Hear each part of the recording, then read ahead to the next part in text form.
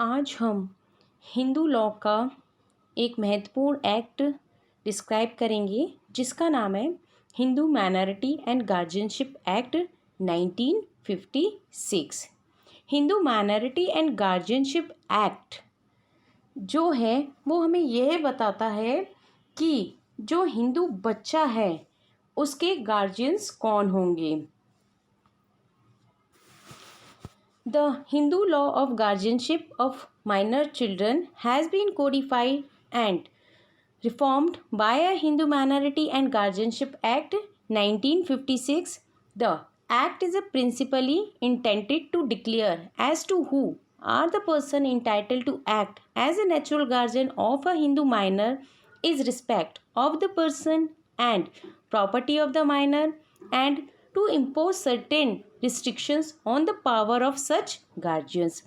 It is therefore both a codifying and a supplementary enact, and its provision must be read in the context of the law laid down in the Guardians and Wards Act 1819. The subject may be discussed under the following headings: guardianship of person of a minor, guardianship of property of a minor, de facto guardian and guardian by affinity. Hindu minority and guardianship जो act है वो हमें ये बताता है कि हिंदू बच्चा है, ये एक्ट ये डील करता है कि जो हिंदू बच्चा है उसकी गार्जियनशिप कौन रखेगा, who is minor, who is the guardian of minor. Section 1 कहता है name of the act. Section 1 बोलता है कि इस एक्ट का नाम Hindu minority and guardianship act 1956 होगा। ये एक्ट नंबर 32 ऑफ 1956 है। 25 अगस्त 1956 को ये इंडिया में अप्लाई हुआ।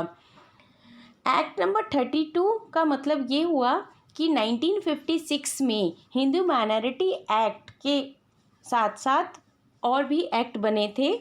Hindu minority and guardianship act का जो सीरियल नंबर रखा गया था वो एक्ट नंबर 32 रखा गया था।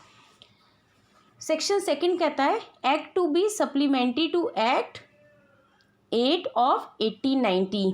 ये जो अधिनियम है Hindu minority and guardianship act 1956, ये गार्जियंस एंड वार्ड्स एक्ट 1890 का सप्लीमेंट्री है। इसका कहने का ये मतलब है कि गार्जियंस हमसे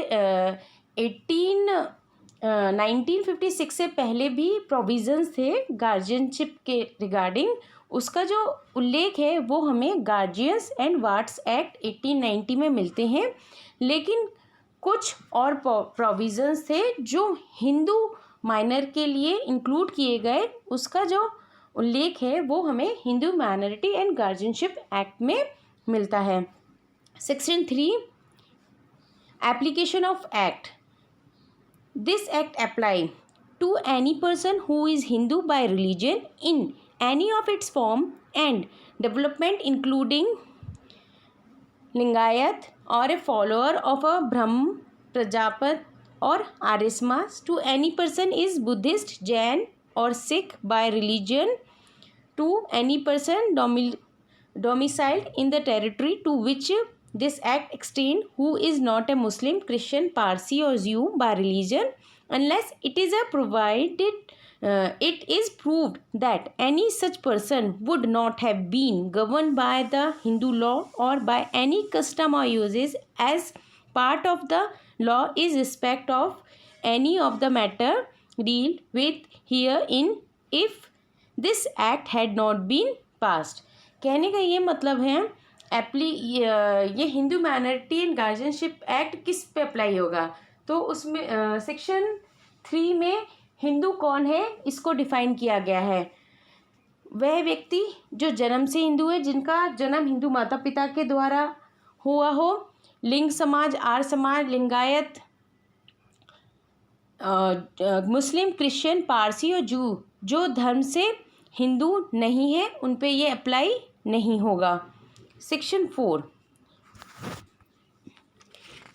4 में डेफिनेशंस दी गई हैं, जिसमें माइनर की डेफिनेशन दी है, गार्जियन की डेफिनेशन दी है और नेचुरल गार्जियन की डेफिनेशन दी है।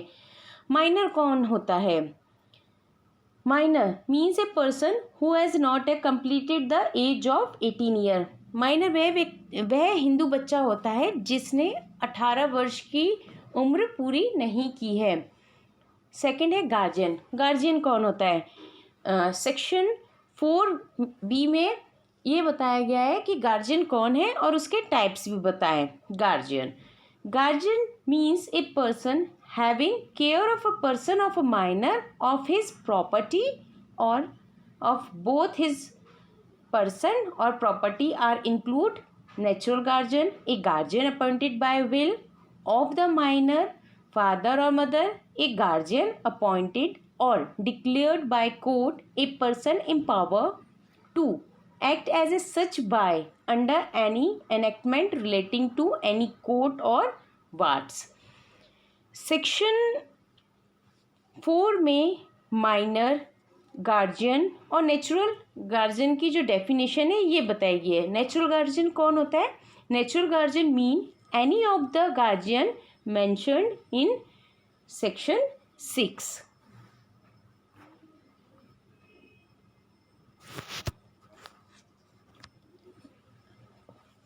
Hindu minority and guardianship act 1956 में माइनर कौन है, गार्जियन कौन है, नेचुरल गार्जियन कौन है, इसके बारे में बताया गया है। इस एक्ट को जो लाने का जो मेन ऑब्जेक्ट था वो ये था और कि एक माइनर बच्चे की गार्जियनशिप किसके हाथ में होगी। इस एक्ट का जो आधार है वो माइनर चाइल्ड की जो मेंटल ग्रोथ होती है उसके बारे में कहता है। कहने का मतलब ये है संरक्षा विधि का आधार माइनर व्यक्ति की मेंटल ग्रोथ से है। जैसे आपको पता है कि एक बच्चा पैदा होता है तो उसे एक माँ है वो ही खाना खिलाती है, दूध पिलाती है, बच्चे को चलना सिखाती है, कपड़े पहनाती है, तो वो एक तरह से उसकी गार्जियनशिप रखती है। मतलब जो भी है बच्चा, उस बच्चे को नहीं पता, बच्चा जब पैदा होता है तब उसे ये नहीं पता होता कि मम्मी कौन है, पापा कौन है, उसे भूख क्या होती है इसके बारे में भी कोई ना, मतलब उसकी मेंटल ग्रोथ नहीं होती, सारे काम उसकी माँ ही करती है। तो जो मेन बात ये कही गई है कि मेंटल डेवलपमेंट, जो माइनॉरिटी एंड गार्जियनशिप एक्ट का जो बेस्ड है उसमें माइनर चाइल्ड की मेंटल ग्रोथ पूरी नहीं होती, इसीलिए वो माइनर की कैटेगरी में रखा जाता है। अगर उसकी मेंटल ग्रोथ पूरी है तो वो माइनर की कैटेगरी में नहीं आएगा। माइनर जो होता है वो अपने जो राइट्स हैं उनकी देखभाल नहीं कर सकता, ना कोई वो कॉन्ट्रैक्ट कर सकता।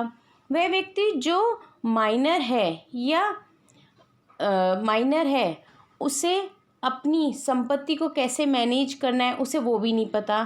तो गार्जियंस एंड वार्ड्स एक्ट जो 1890 था उसमें कुछ लॉज बने हुए थे, उनको फिर उसके बाद उसमें कुछ प्रोविज़न्स में कमी थी, इसलिए 1956 में एक न्यू लॉ बना, Hindu minority and guardianship act. उसमें तो Hindu minority and guardianship act है, उसमें यह डिस्क्राइब किया गया कि हिंदू बच्चे का गार्जियन कौन होगा और इसमें गार्जियंस की कंडीशन से रिलेटेड बातें कही गई।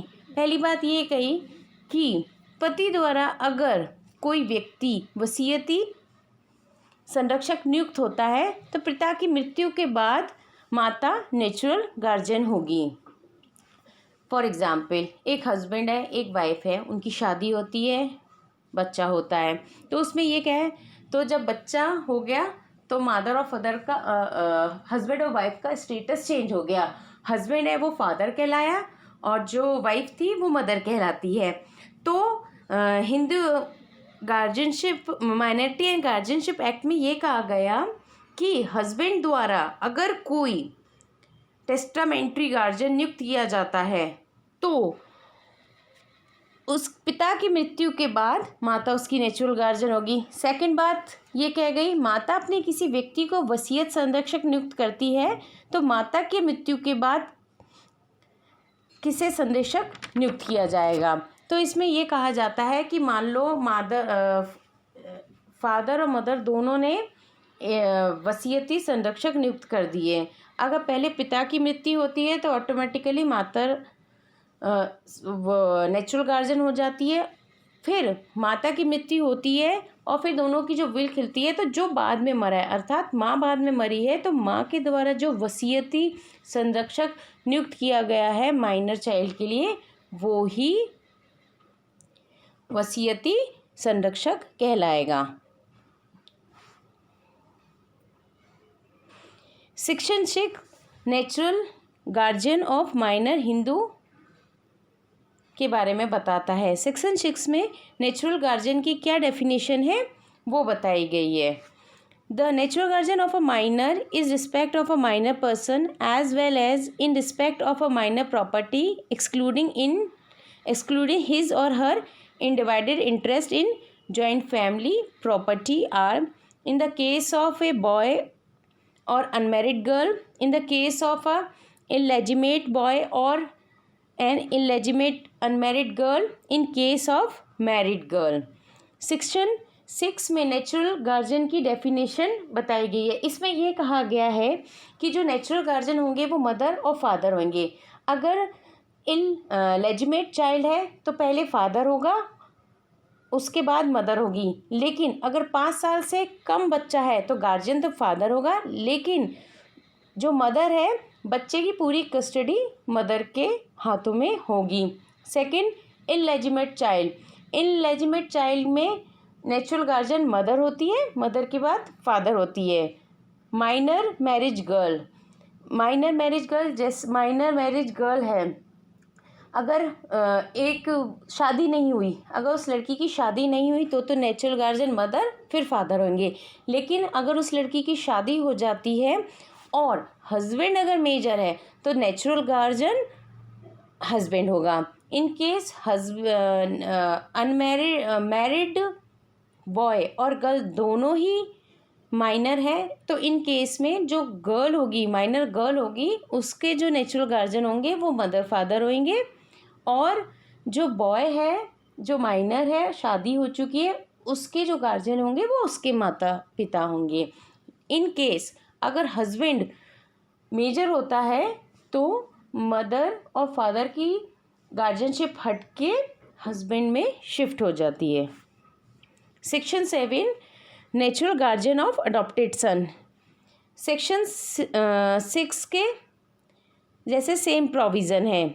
Natural guardian of adopted son, अगर कोई भी माता पिता किसी बच्चे को अडॉप्ट करते हैं तो जो अडॉप्टेड सन है उसका फर्स्ट नेचुरल गार्जियन उसकी फादर होंगे, और अगर 5 साल से कम बच्चा है तो अडॉप्टेड मदर होगी। मतलब जो बस अडॉप्टेड सन और गर्ल है, इस चीज़ में डिफरेंस आ जाएगा, नहीं तो सेम है। जो प्रोविजंस है वो नेचुरल गार्जियंस के जो हैं उन्हीं की तरह डिस्क्राइब होंगे। Section 8 powers of natural guardian कहता है नेचुरल गार्जियन में वो सब पावर होंगी जो किसी बच्चे के कल्याण और वेलफेयर के लिए आवश्यक होगी। सेक्शन 8 का सेक्शन 2 कहता है कि नेचुरल गार्जियन माइनर चाइल्ड की जो भी प्रॉपर्टी होगी उसको ना तो सेल करेगा, ना मॉर्गेज करेगा, ना एक्सचेंज करेगा। सेक्शन 8 का सब क्लॉज 3 कहता है कि नेचुरल गार्जियन के द्वारा अगर सेक्शन 8(1) और 8(2) का उल्लंघन होता है विदाउट रीजनेबल कॉज, तो सिविल कोर्ट अगर उस कहने का मतलब ये है कि सेक्शन 8 में जो कहा गया है पावर ऑफ नेचुरल गार्जियंस बताई हैं, तो नेचुरल गार्जियंस की क्या पावर है कि वो जो भी अपनी शक्तियों का प्रयोग करेगा उसका मेन उद्देश्य यही होगा जो माइनर चाइल्ड है, जो हिंदू माइनर चाइल्ड है, उसका वेलफेयर हो। मतलब बच्चे वेलफेयर में क्या है कि बच्चे को अच्छे खाना देना, अच्छी एजुकेशन देना और उसकी सारी बेसिक रिक्वायरमेंट्स को फुलफ़िल करना।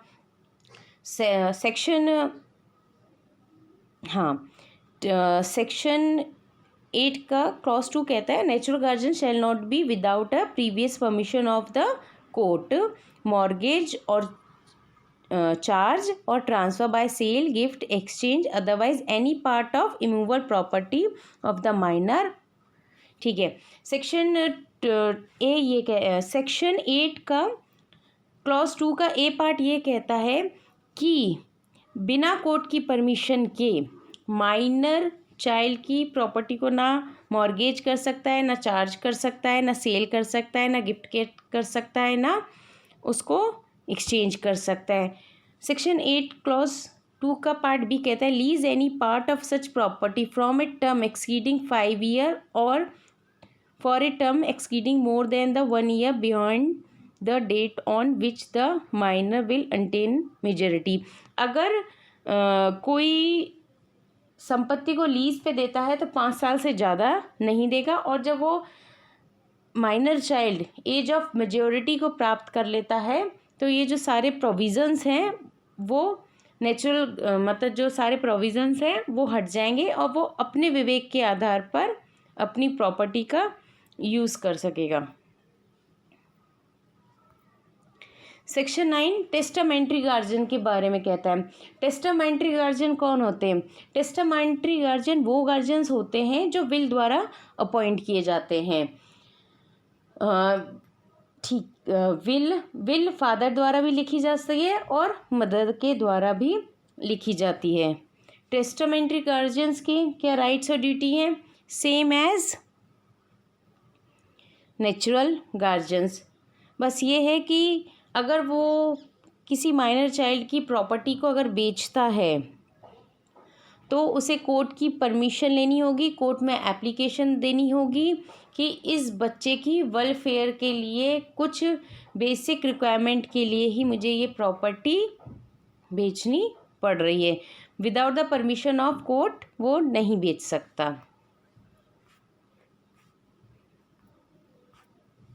Section 10 incapacity of minor to act as a guardian of property. A minor shall be incompetent to act as a guardian of the property of any minor. Section ये कहता है कि एक minor बच्चा अपनी property का guardian नहीं बन सकता। Section 11 de facto guardian not to deal with minor property. After the commencement of this act, no person shall be entitled to dispose of or deal with the property of a Hindu minor merely on the ground of his or her being the de facto guardian of the minor. During the lifetime of a natural or testamentary guardian or a guardian appointed by the court, any person who gift the property to minor cannot be appoint some other person in the gift deed as the guardian. It would be of no avail, and such person cannot be act as a guardian of the property gifted. But any person as a next friend of the minor can file a suit on behalf of minor. Girdhari versus Anand AIR 1967 and Denlal versus Raghu ARI 1967 Orissa 68। De facto guardian कौन होता है? अब इसे हम समझाते हैं। De facto guardian वह व्यक्ति होता है जो अपनी मर्जी से आकर उस बच्चे की जिम्मेदारी स्वयं लेता है। कहने का मतलब ये, इसे मैं आपको एग्जाम्पल के द्वारा समझाती हूँ। एक बच्चा है जिसके मदर और फादर की रोड एक्सीडेंट में डेथ हो गई, या फिर वो बच्चे को अपने नाना नानी के यहाँ छोड़ के दोनों मीटिंग के लिए आउट ऑफ इंडिया गए थे तो प्लेन क्रैश हो गया। तो क्या होता है, जब उस बच्चे के मदर और फादर की डेथ हो जाती है तो उसके नाना नानी या दादा दादी हो गए, चाचा चाची हो गए, मामा मामी हो गए, कोई भी पर्सन हो गया, चाहे दोस्त हो गए, रिलेटिव हो गए, वो आगे आके स्वयं कहते हैं कि हम इस बच्चे की जिम्मेदारी लेंगे। हाँ, हमें ये मतलब इसमें ये होगा कि ना तो नेचुरल गार्जियन में टेस्टामेंट्री गार्जियन भी उस बच्चे के लिए ना नियुक्त किए गए, ना गार्जियन अपॉइंटेड बाय कोर्ट है, और ना ही नेचुरल गार्जियन द्वारा कोई विल लिखी गई है जिसमें लिखा होगा कि इस बच्चे का गार्जियन ये होगा। मतलब ये है कि वह व्यक्ति है वो अपने आप आके बच्चे की वेलफेयर के लिए स्वयं आके जिम्मेदारी लेता है कि भाई इस बच्चे का मैं गार्जियन बन जाता हूँ। सेक्शन 12 क्या कहता है? Guardian not to be appointed for minors undivided interest in the joint family property. कहने का मतलब ये है कि माइनर चाइल्ड का जो अनडिवाइडेड इंटरेस्ट है जॉइंट फैमिली में, जो भी गार्जियन होगा वो उस प्रॉपर्टी के लिए अपॉइंट नहीं किया जाएगा। सेक्शन 13 कहता है welfare of minor to be paramount consideration in the appointment or declaration of any person as a guardian of a Hindu minor by court. The welfare of the minor shall be the paramount consideration. Second, no person shall be entitled to change to the guardian by a virtue of the provision of this act or of any law relating to guardianship in marriage among Hindus if the court is of opinion that his or her guardianship will not be for the welfare of the minor. दो शब्दों में कहना चाहते हैं, सीधी सी बात है, चाहे natural guardian हो, चाहे टेस्टामेंट्री गार्जियन हो, चाहे गार्जियन अपॉइंटेड बाय कोर्ट हो, उसकी लाइफ का सिर्फ एक ही एम होगा कि उसे माइनर चाइल्ड की वेलफेयर देखनी है। मतलब कुछ भी करे, उसको जो भी काम करने हैं, जो उस माइनर हिंदू बच्चे की कल्याण के लिए आवश्यक हैं, वही करने हैं। इसके अलावा उसको और किसी चीज़ का ध्यान नहीं करना। अगर उसके बच्चे की वेलफेयर के लिए, पढ़ाई के लिए प्रॉपर्टी बेचनी है तो वो बेच सकता है। डिस्ट्रिक्ट कोर्ट में जाके एप्लीकेशन लिखे कि मुझे बच्चे की बेसिक रिक्वायरमेंट के लिए मेरे पास पैसे नहीं है, इसलिए मुझे इसकी संपत्ति बेचनी है, तो वो बेच सकता है। लीज पे देनी है, लीज पे दे सकता है, लेकिन 5 साल से ज़्यादा के लिए लीज पे नहीं देगा। मतलब ओवरऑल कहने का मतलब ये है कि गार्जियंस का सिर्फ एक ही एम होना चाहिए कि उसे सिर्फ एक चीज़ पे ध्यान देना चाहिए, उसे वह कार्य करने चाहिए जिससे कि बच्चे का कल्याण हो। उसकी लाइफ में एक ही मोटो उसको माइंड में रखना है, वो बेसिक रिक्वायरमेंट पूरी करें। बच्चे को खाना टाइम पे देना है, पानी टाइम पे देना है, उसकी एजुकेशन देनी है, एजुकेशनल टूल्स उसको प्रॉपर टाइम पे दिलवाने हैं, उसको फ्यूचर के लिए एक अच्छा नागरिक बनाना है। Section 39 guardians and wards act 1890 का कहता है कि जो टेस्टामेंट्री गार्जियन है उनको हटाया जा सकता है। क्या प्रोविजंस है उसके लिए? अगर वो अपनी ड्यूटी पूरी नहीं करता, माइनर चाइल्ड की देखभाल ठीक से नहीं करता, वह व्यक्ति जो टेस्टामेंट्री गार्जियन नियुक्त किया गया, अगर वह किसी अपराध में ग्रस्त हो जाता है, अपना धर्म परिवर्तन कर लेता है, संन्यास ले लेता है, या फिर इंसॉल्वेंट घोषित हो जाता है। Thank you, students.